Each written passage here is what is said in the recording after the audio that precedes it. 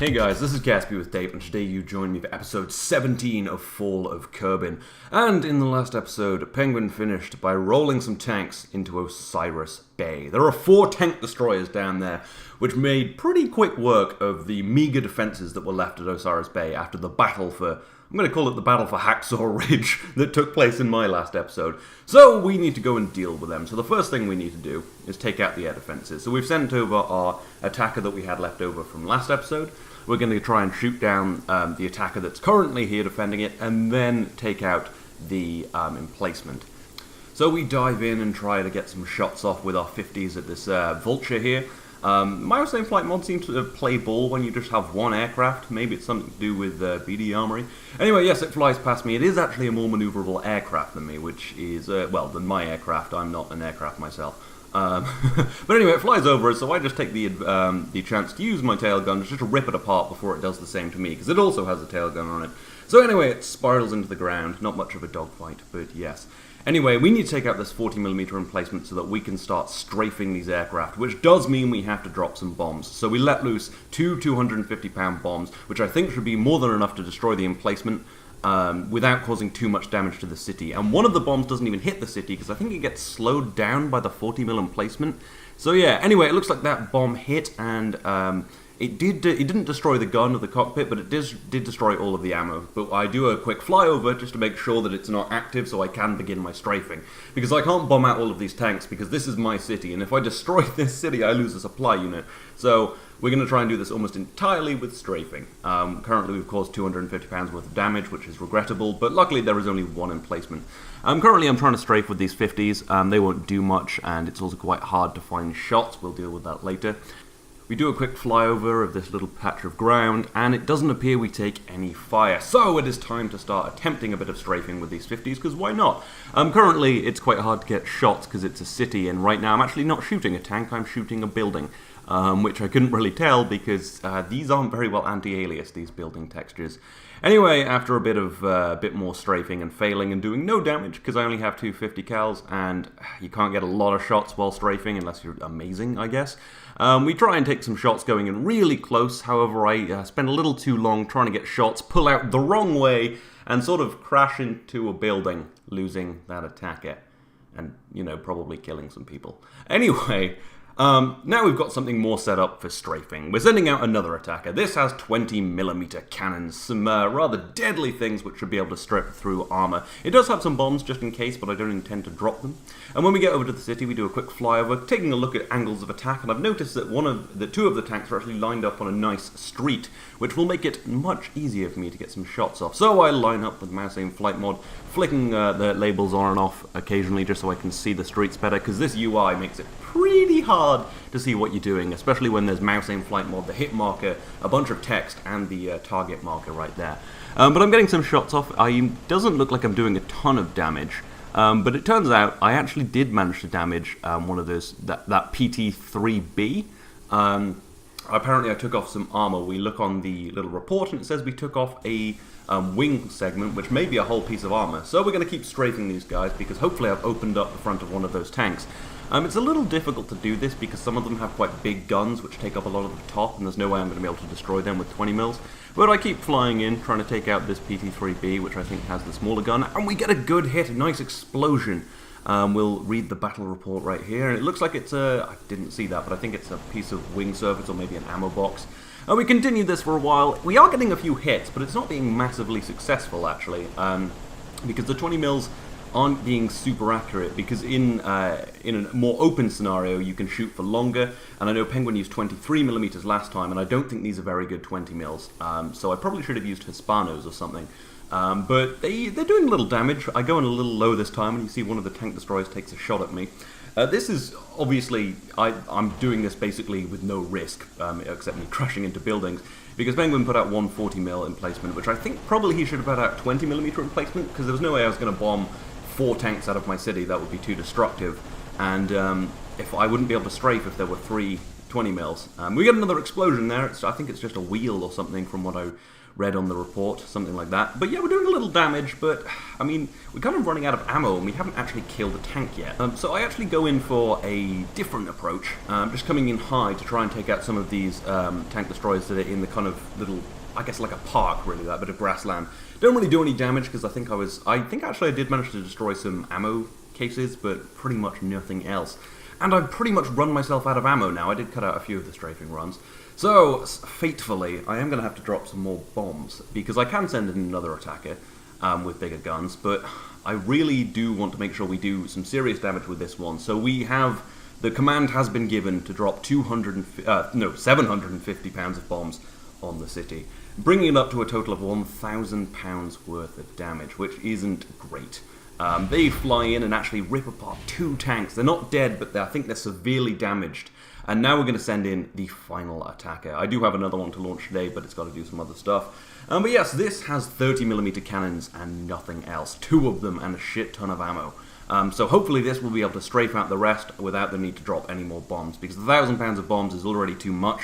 But yes, here we are on my first strafing run, once I've lined up with the street where the tank destroyers that I was first shooting at are. So I'm just going to open up. This 30mm actually is very fast firing and massively impactful. The first little run we actually don't do a ton of damage, but you can see these rounds are exploding down there. I'm pretty sure these can do some serious damage. Like I said, I think Penguin used 23mm guns as opposed to 20s, which maybe I should have done the first time, but I guess I don't know, I didn't know that the 20s wouldn't do enough damage. Anyway, on my second strafing run, I'm a little more successful. I'm coming in at a bit of an angle. Because these tank destroyers are on the side of the streets, so the buildings are kind of covering them a bit, and you can see I managed to get a bunch of hits in, and we almost destroy that tank. It is ripped apart by these 30mm. They're quite nice. The only problem is obviously this takes up all of my supply units. No tail gun, and no bombs even. But it doesn't matter, because for this purpose it's very useful, and we actually take out the second tank there. This is incredibly effective. I haven't cut out a single strafing run yet. That was 2 kills for 3 runs, I guess. And now I'm coming in around the back of the city, because I found myself a good little firing solution for taking out the tanks in the park, because they're surrounded by these big buildings. So it's a bit of a problem, but I managed to take them out from quite far away, and you can see that is totally destroyed, wiped off the vessel switcher thing there. So it looks like I won't have to send any tanks into this city, which is good, because tank destroyers are nasty when they're emplaced. But I would know exactly where they are, because I've flown over the city so many times. But still, I didn't want to do that. So I line up for the final one, and it gives up pretty easily. Now the other Python is still alive. I'm not sure what kind of shape it's in, so I do need to pump some rounds in there. But we'll just do that in this run too. Fire off a few more rounds, and there it goes. So yes, we have wiped the enemy out of Osiris Bay for the cost of £1,000 worth of bomb damage and 1 plane. So not bad. I'm pretty happy with how that went. I'm glad I didn't have to send in any tanks, because that would be costly. Anyway, we are not done with our air attacks. We still have 1 more attacker to launch this turn, because one of the ones we used just then was left over from last turn. And if you watch Penguin's video, you will know that my invasion force was, well, actually strafed, so I guess now we're even. Basically, all but 2 of the Centaurs were strafed to hell, and then one of the heavy tanks, one of the Kruolan boas came in and really proved its worth as a battle tank. On Hacksaw Ridge, as I'm still calling it, I kind of ruled with impunity, but I had an attacking advantage, and it does help to be attacking, because you can move. But this really just put the Centaurs to sleep quite quickly. I think one of them was damaged, but or maybe not even, I'm not sure. But yes, we need to destroy this, because it's only 1 tank, but if it rolls through the island chain and gets anywhere near Cathenia, we might have a problem, because these are hardy. They're not that easy to bomb either. And that's what we are doing, because there are some 20mm emplacements down here, so I can't really strafe. So I've loaded this with 1,500 pounds of bombs, my heavy tank busting payload, and it's going to start a little dive bomb, and we're going to drop both of those bombs right onto that tank, hopefully ripping it apart and destroying it, freeing up this bit of the island chain once again, except for those 20mm emplacements, but they shouldn't be too much trouble. So we're going to get quite close, because the emplacements have fairly short range and the tank can't shoot at me. We're going to drop the 500-pound bomb first, and then drop the 1,000-pound bomb to try and finish this thing off. There it goes. We start to pull out of the dive, hopefully escape the gunfire. However, those bombs are going to hit quite quickly, so the guns will turn on me pretty soon. But you can see the bombs fly in, the 500 does nothing, and the 1,000-pounder rips it apart. The 20 mils, however, turn towards me, rip my plane apart because I'm still too close, and we tumble into the ocean, almost hitting the bridge, actually, slamming in right there. But we do get a look at the boa, and it does still have its main gun, but it is totally ripped apart. I've noticed these boas tend to split into two, but yes, it is destroyed except for the main gun, but everything else in there is just nothingness, including its wheels. Anyway, the combat today is not quite over. We have an invasion of Fengist coming up, and the Kruolans have launched a couple of submarines hiding somewhere in the ocean. Turns out where they were hiding was directly in my path towards Fengist. If they'd been 10 kilometers off, I probably wouldn't have found them, but they were literally directly in my path. This is me going the same direction, and they're right in front of me. I mean, come on, Penguin. So we've loaded this up with, well, this is a frigate which has depth charges. It's gone ahead of the fleet to drop them. I'm actually dropping them from underneath the ship, because that's the only way they don't blow my ship up, as I found in testing. We dropped the first one, the Telltale Smoke, that's a good sign. Goes off, and yeah, you can start to hear them exploding. The only way we can tell where they are is using that little radar down there. And it looks like we've dropped them too early, because the submarines drop off your radar when you're right above them, which is a little bit of a shame. Yes, no hits that time, but after the sickest of power slides in the sickest of ships, we're going to roll back around, because we have 8 depth charges. We've dropped 4, so we have 4 more. And after missing a couple, we do drop a couple more just above a submarine. Yes, you can actually just about see it lurking underneath the water, and you hear the explosion of many parts. The submarine has been hit and has in fact been destroyed. That means there is still one submarine here which could put some serious damage in my ships for my invasion of Fengist, which is a problem, but we've halved the threat, and I'm pretty proud. That's my first time actually sub-hunting, and it's pretty cool, right? Just dropping depth charges, using that radar to find them. But yes, anyway, I have made the executive order to move, to not move the rest of the fleet right now, but to bring the supply ship up to give them enough fuel to get to Fengist. That means the frigate won't be able to go it won't be able to attack, but it does mean that the submarine won't be able to slip away and destroy the supply ship, stranding the whole fleet. So we have stranded a frigate, which did gloriously take down a submarine, but yes, these will be staying here for now, getting resupplied, refueled, and all of that business. But in 2 turns, we will be at Fengist. And Penguin, well, he's going to have to make some tough decisions. Does he want to give up Fengist, or does he want to give up naval superiority in the south? Which could be, well, you know, probably wouldn't want to give up Fengist, right? But he might be rather devious about this, we don't know.